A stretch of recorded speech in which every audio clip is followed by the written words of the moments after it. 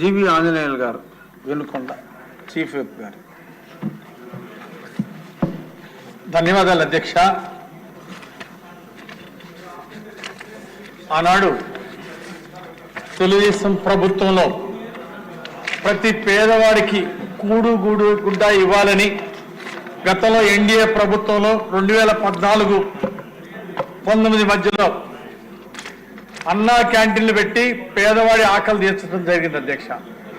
అట్లాగే ప్రతి పేదవాడికి ఒక గూడు ఉండాలని, ప్రతి పేదవాడు ఎన్నో కళ్ళగంటాడు, సొంతింటి కళ నెరవేర్చాలని, పేదవాడి కళ నెరవేర్చాలని ఆనాడు ఎన్డీఏ ప్రభుత్వం 7 లక్షల ఇళ్లని, కిట్కో ఇళ్లని శాంక్షన్ చేయడం జరిగింది అధ్యక్ష. చకచక ఆనాడు మంత్రివర్యులు నారాయణ గారు, చంద్రబాబు గారి ఆదేశాల మేరకు ఎప్పటికప్పుడు ఇళ్లు శరవేగంతో పరిగెత్తించారు అధ్యక్ష రాష్ట్రంలో కన్స్ట్రక్షన్ని.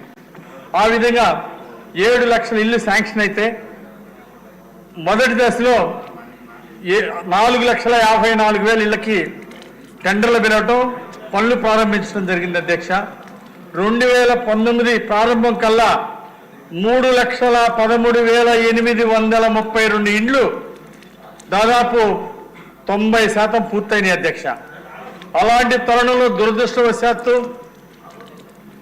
ఒక్క అవకాశం పేరుతో ₹1 ఇల్లు ఇస్తామని మాయమాటలు చెప్పి అధికారంలోకి వచ్చినటువంటి ఆనాటి జగన్మోహన్ రెడ్డి ప్రభుత్వం, వైసీపీ ప్రభుత్వం ప్రజల్ని అతి దారుణంగా మోసం చేసింది అధ్యక్ష. ఇచ్చిన హామీల్ని గాలి కొదిలేశారు. ఏడాదికి 5 లక్షల ఇళ్లు కట్టిస్తామని ప్రజలకి చెప్పి 5 సంవత్సరాల్లో 25 లక్షల ఇళ్లు పేదలకు ఇస్తామని మాయమాటలు చెప్పి తీరా అధికారంలోకి వచ్చిన తర్వాత ఆనాడు తెలుగుదేశం ఎన్డీఏ పాలనలో కన్స్ట్రక్షన్లో పురోగతిలో ముందున్నటువంటి ఇళ్లు కూడా కనీసం పూర్తి చేయకుండా 90% పూర్తయిన ఇళ్లు కూడా కనీసం మొదటి 4 సంవత్సరాలు పట్టించుకోకుండా గాలి కుదిలేసి పేదలకు చాలా అన్యాయం చేశారు అధ్యక్ష. ఇది చాలా బాధాకరం అధ్యక్ష. వాళ్ళకేమో ప్యాలెస్లు కావాలా, జగన్మోహన్ రెడ్డి లాంటి వాళ్ళకి ఒక ప్యాలెస్ చాలు.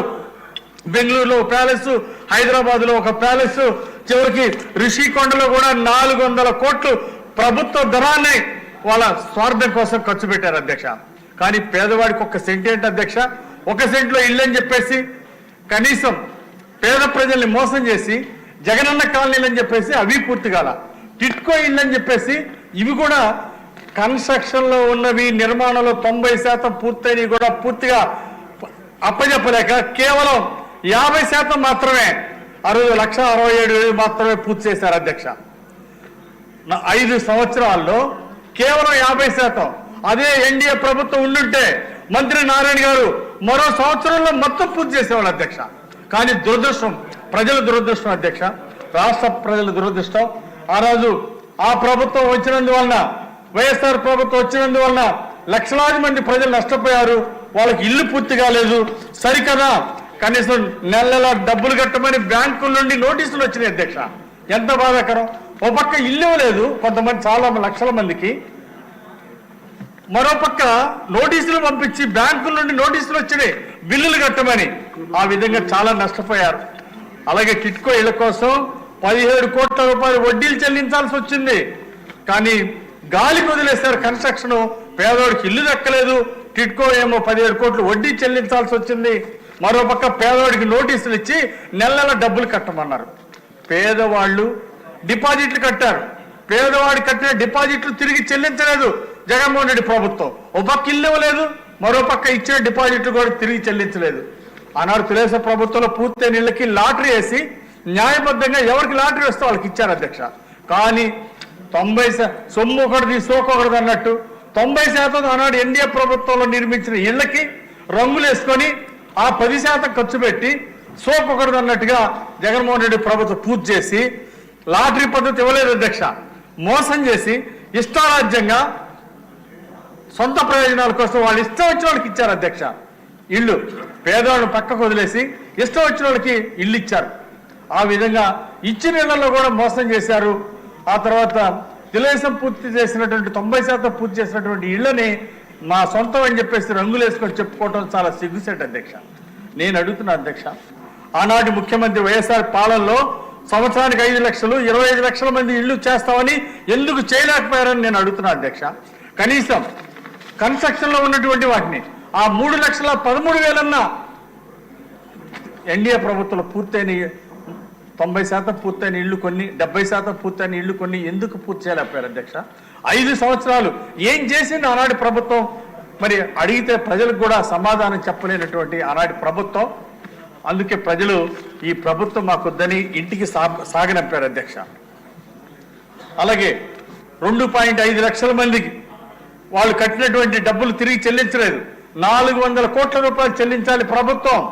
కానీ ఆ డిపాజిట్లు కూడా వెనక్కి ఇవ్వకుండా 2.5 లక్షల మంది డిపాజిట్లని మోసం చేసింది ఆనాటి కాంగ్రెస్ ప్రభుత్వం. అలాగే వినుకొండలో కూడా 4,096 ఇళ్లు మొదలు పెడితే 1,200 ఇళ్లు చకచక 80% పూర్తయింది అధ్యక్ష. మిగిలింది 5 సంవత్సరాల్లో కూడా కనీసం ఆ 1,200 ఇళ్లు పూర్తి చేయలేదు. అదేవిధంగా రాష్ట్రంలో 1,00,000 ఇళ్లు మధ్యలో కన్స్ట్రక్షన్ మధ్యలో ఉన్న ఇళ్లు 70% పూర్తయిన ఇళ్లు పూర్తి చేయకుండా గాలికి వదిలేశారు అధ్యక్ష. దీనివల్ల ప్రభుత్వానికి ఎంత నష్టం, ప్రజలకు ఎంత నష్టం ఒక్కసారి ఆలోచించాలి అధ్యక్ష. అందుకే అలాగే ఈరోజు కోట్ల రూపాయలతోటి వాళ్ళు దుర్యోగం చేశారు.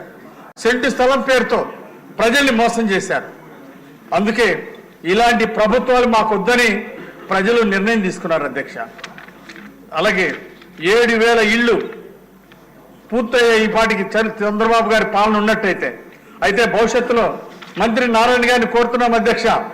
ఆనాడు జగన్మోహన్ రెడ్డి ప్రభుత్వం వైఎస్ఆర్ ప్రభుత్వం 5 సంవత్సరాలు విఫలమైంది. టిట్కో ఇళ్లు నిర్మాణంలో పూర్తిగా విఫలమైంది. కనీసం రానున్న సంవత్సరంలో కొన్ని 2 సంవత్సరాల్లో కొన్ని ఒక ప్రణాళికాబద్ధంగా మరి అన్ని కూడా పూర్తి చేసి ప్రజలకు ఇవ్వాలని టిట్కో ఇళ్లు పూర్తి చేయాలని ఆశిస్తున్నా అధ్యక్ష. 1000 కళ్ళతో సొంత ఇంటి కళ్ళు నెరవేరాలని ఈరోజు పేదవాళ్ళు ఎదురు చూస్తున్నారు అధ్యక్ష. ఇల్లు లేని ప్రతి ఒక్కరు కూడా. కాబట్టి ప్రభుత్వం దీనికి చర్యలు చేపట్టి తొందరగా టిట్కో ఇళ్లు పూర్తి చేసి మరి నారాయణ గారు మంత్రి గారు చంద్రబాబు గారు అప్పచెప్పిన బాధ్యత ఎన్డీఏ ప్రభుత్వం నెరవేర్చాలని నారాయణ గారు త్వరితగతిన పూర్తి చేసి పేదవాడికి ఇల్లు ఇవ్వాలని చెప్పేసి కోరు